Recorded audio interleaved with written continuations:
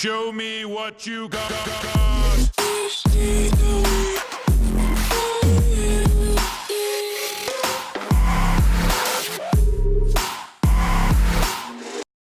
How's it going, guys and geeks? Welcome to the Geekritique Show. My name is Dakota. And I'm Jen.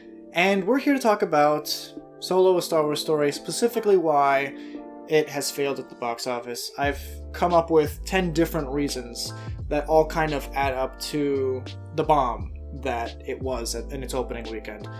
And there's a number of reasons why we're bringing this up now, and a lot of it is because so many people have actually argued with us online about whether or not it is actually a bomb, because yeah, 83 million in its opening weekend and in its opening 3 days, 103 million in its opening 4 days. That's good money for some films, but everything is relative. And Star Wars, this is very disappointing.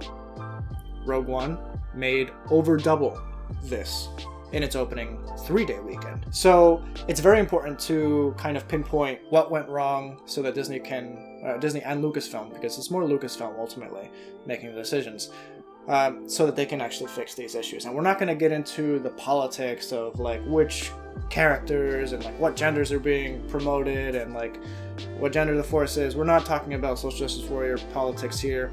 If you want to talk about that in the comment section down below, that's fine, but we are going to be talking a little bit about boycotting the Star Wars brand.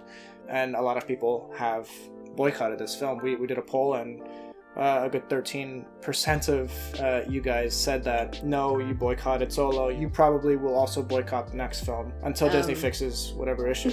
But another 13% of you answered what is Star Wars, so, I mean, it's all relative. It really is, yeah. And that's kind of the first reason. Boycotting Star Wars. Obviously, a very small minority of fandom actually went ahead and boycotted it. It is a very loud section of fandom. You see it all the time on YouTube. You see it all the time on Reddit and stuff like that. But it has to be said, even if it's knocking off a few million from the opening weekend's box office or the total domestic gross of the film, that's substantial money. That said, I think a little too much credit is being given to the official boycott. And I think a much larger portion of fandom is just apathetic towards this film. To be totally honest, when I saw that they were making a Solo film, I wasn't apathetic because we love doing this. Yeah, it's definitely not what I would have wanted as far as their next film. That's not what I wanted it to be. Mm-hmm. I didn't know what I wanted. I didn't have a specific demand, but when I heard that, it's like, but this I didn't want that. Yeah, it's just, well, that's not what I wanted. And along with that, I think the film is very missable. There's no urgency to see the film immediately. Because it has no impact on the future of Star Wars or on huge events that happened in the past like Rogue One did. Exactly. It doesn't change the way you interpret the original series. There's no incredible buzz going into the film or out of the film within word of mouth, because what you see is what you get. What you see in the trailers is what you get in the movie, just on a obviously larger scale. And there's no emotional investment in the film. A few years back, we got the original Han Solo, the Harrison Ford version of Han Solo. And this is my next point, is that you're recasting legacy characters. So not only did you kill off Han Solo a few years ago, but now he's back. He's a lot younger. He doesn't talk the same. But is he a lot younger, or does he's about 10 years younger? Yeah, but I'm saying the actual actor compared to Harrison Ford when he was cast in A New Hope, he didn't look that much younger either. And this is the thing, you know, they've decided to recast a legacy character. And everybody kind of got on my case when I said that, but he's not Harrison Ford. But at the same time, when you really think about it, Harrison Ford is an icon. He's big Hollywood.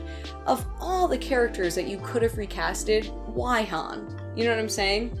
Not that as far as the Star Wars universe goes, you know, he's more important than some other characters. I just think for him, to choose him for the average viewer was a bit of a mistake. But Alden Ehrenreich did a good job. Yeah, we're not I'm not complaining about him. He actually did really well. He did a really good job. If you've actually seen the film, you'll know he did a great job. Yeah. But on top of the casting of Alden Ehrenreich and Donald Glover as Lando, you also got some pretty poor marketing, I feel, in my personal opinion. The marketing was kind of spotty, and didn't generate that much interest in me. I'm a geek. I grew up on Star Wars my entire life, and this goes back to the point on apathy. It didn't do anything for me. It didn't seem consequential. It didn't have any stakes. You see the trailers and you think, wow, the character's life is at risk. The biggest stakes in the trailer was Chewie hanging out of the train car and the rock wall coming his way. That was the biggest. But you knew he'd be fine. Exactly. And so even that, it's not like your heart's racing like it should be if it was someone else. They didn't market it as like, this is how Han became the Han you know. This is how Han became Solo. It wasn't marketed towards anyone. And I think, like I was saying earlier, like, there's no urgency to see it opening weekend. And another big point is the fact that it was released on Memorial Day weekend, so whether you are taking time commemorating your loved ones or going to a barbecue, it's a busy weekend for people in general, and not a big weekend to go to the movies. Unless the weather is just garbage and it's raining the whole time. But this weekend it wasn't. It was really beautiful. So a lot of people were at the beach or at barbecues or, spending time with their families. And that's the thing. So statistically speaking, this has been a bad weekend for, cinema in general. It used to be a big weekend in the 80s. Like that used to be the time when, big quality movies would come out on that weekend. But it hasn't been that way for quite some time. Yeah, last year we had Pirates of the Caribbean, Dead Men Tell No Tales. Flop. Before that we had X-Men Apocalypse. Flop. Before that we had Tomorrowland. Flop. And it goes on for pretty much the entirety of box office history, going back to 2000 when they first started announcing what these films actually made on opening weekend.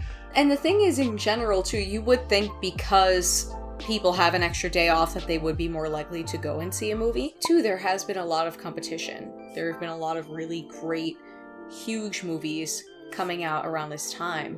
Which people are still seeing.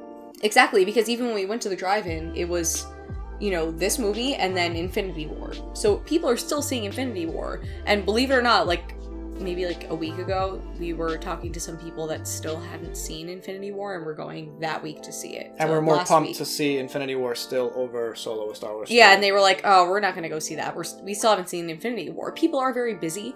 Some of us, we neglect our sleep time to go and see a film. Other people aren't like that, so they wait until it's actually convenient for their lives.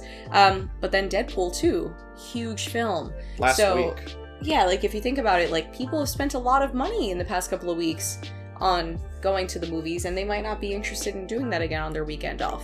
Also, we're only 5 months out from The Last Jedi, which, received pretty middling responses from people who either loved it or hated it.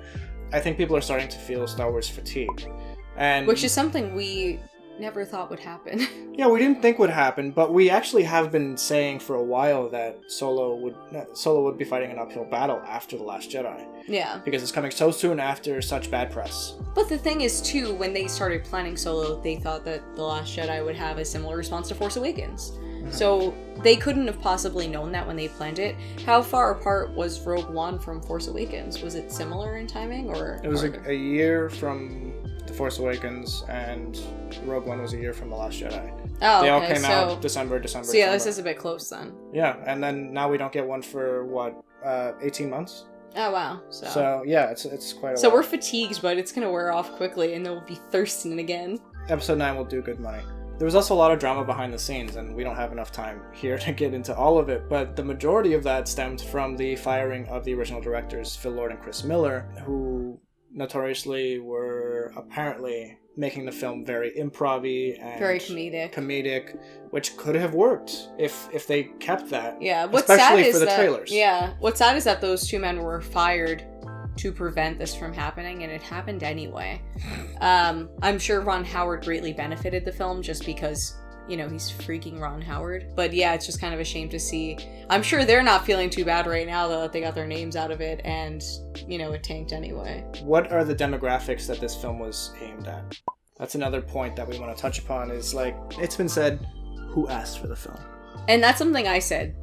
This isn't what I wanted. This isn't what I asked for. Not that I specifically wrote to Lucasfilm and asked for anything, but this wasn't it. This isn't it. I think when you really think about it, there's no specific group of people who are all clamoring for this film. But yeah, so I mean, I know Star Wars, the whole thing is that it appeals to a vast group of people who all love it, young and old. No matter really what genre of film you like, usually people like Star Wars, but this is a little more refined and a little more specific, and I think it should have been more tailored to a certain audience. It's an action movie in the vein of almost a superhero movie, in the way that it's created and stuff like that, but it doesn't work that way. Mm-hmm. You know? So it's a weird balance, because it's not mature enough to be like a true action film. But it's also... I mean, Chewie did rip off someone's limbs, so... We didn't see it. Like, no one was targeted specifically for this film. Which is why I think everyone's kind of not knowingly referring to when they say, we didn't ask for this. Okay, that makes sense. The biggest reason I believe that this film tanked as much as it did was because of the Phil Lord and Chris Miller fallout, because they needed to literally remake the movie. There are estimates of like between 70 and 90% of the film having to be reshot to make it work correctly. That means that the budget likely doubled to around $250 to $300 million. And when you're talking about millions of dollars, that is a lot of money. It's not chump change for Hollywood. This is real money that they're playing with.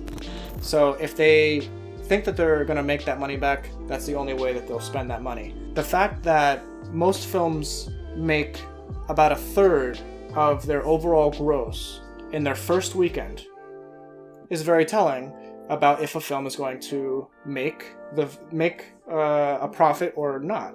And the fact that it barely even dented its overall total cost to make kind of shows that it likely won't.